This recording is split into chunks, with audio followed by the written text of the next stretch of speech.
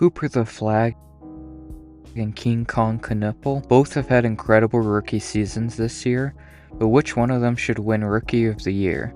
Or should it even be someone else? No, it should be Flagg or Kon, don't overthink it. Okay, well then maybe it should be a co-Rookie of the Year like in 1995, when Jason Kidd and Grant Hill both won the award. But that's lame. Two teams don't win a championship, so why should two players win a single award? As Joe Mazzulla said, we're either going to win or we're not, and 40 years from now none of you are invited to my funeral, and that's it. Now normally with this award it's pretty obvious. Just give it to the 7'5" demigod that blocks every shot. But this year, it's actually a debate. So today we're breaking down both sides. Why Cooper Flagg should win Rookie of the Year and why Kon Knueppel might actually deserve it more. Let's start with Cooper Flagg, because if you just turned on a game this season with no context, you'd probably assume he's already been in the league for like 5 years. Offensively, he's almost complete. He can handle the ball, he can pass, he can get downhill and finish or create contact. And what separates Flagg from most young players is how controlled he is. While a lot of young players rely on their athleticism and just try and go 100 miles an hour to beat you off the dribble or jump over you, Flagg is much more calculated in getting to his spots and controlling his pace. Now where Flagg does struggle is his jump shot. He's shooting just 28.4% from 3 and can struggle with his pull-up mid-range.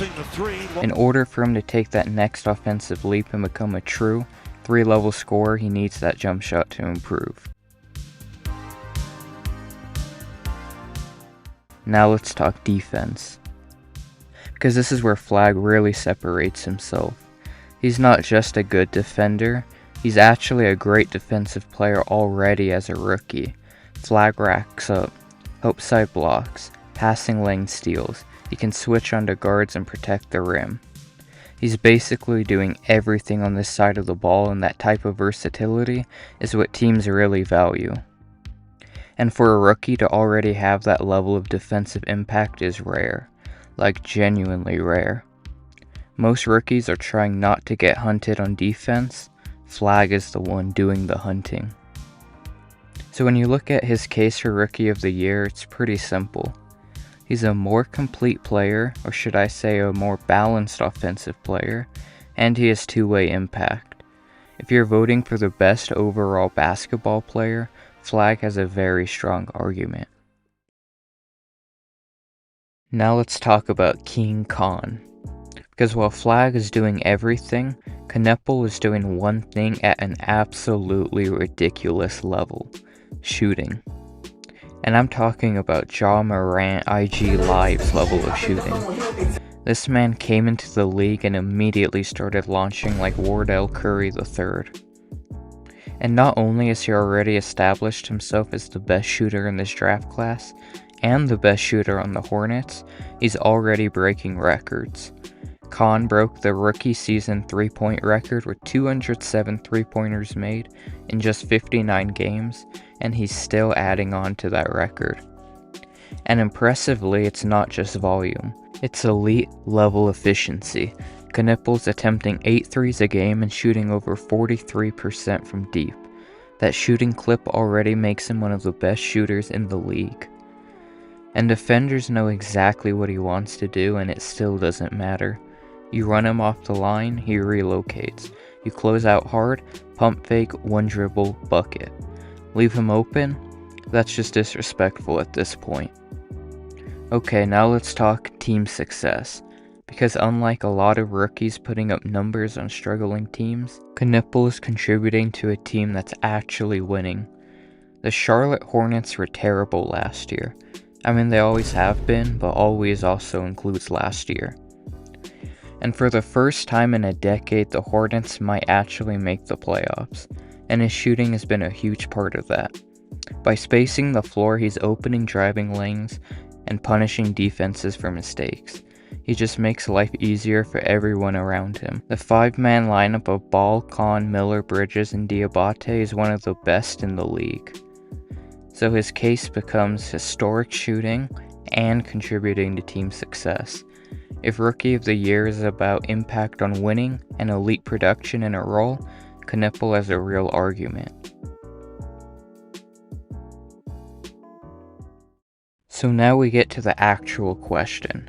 What do you value more? Do you value the complete all-around player or the guy with one elite game-changing skill?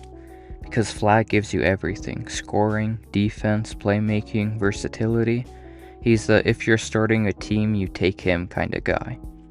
But Kon Knueppel, he gives you something just as dangerous in a different way: gravity.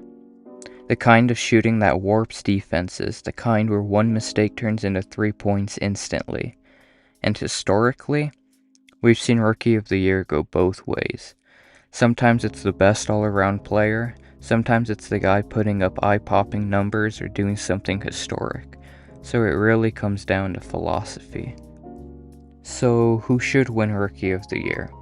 If you're asking me, I'm not going to give you a clean answer, because honestly, you can make a legitimate case for both. If you vote for Cooper Flagg, you're saying, I value the best overall player. If you vote for Kon Knueppel, you're saying, I value elite production and team impact. And neither of those is wrong. But I will say this: one of these guys feels like a future superstar, and the other feels like a player who could swing playoff games immediately. Which matters more? That's up to you. And at the end of the day, this is what makes the NBA fun. Two completely different players, two completely different play styles, both dominating in their own way, and both giving fans a reason to argue online for the next 3 months. So whether you're Team Flagg or Team Kon, just don't be the person in the comments saying, what about this other rookie? No, stop it. Don't overthink it. The money, but that's the root of all evil. I stay the same, but it's changing all the wrong people. Yeah, and every hater all the same. I'm feeling like the world is Skip Bayless and I'm LeBron James.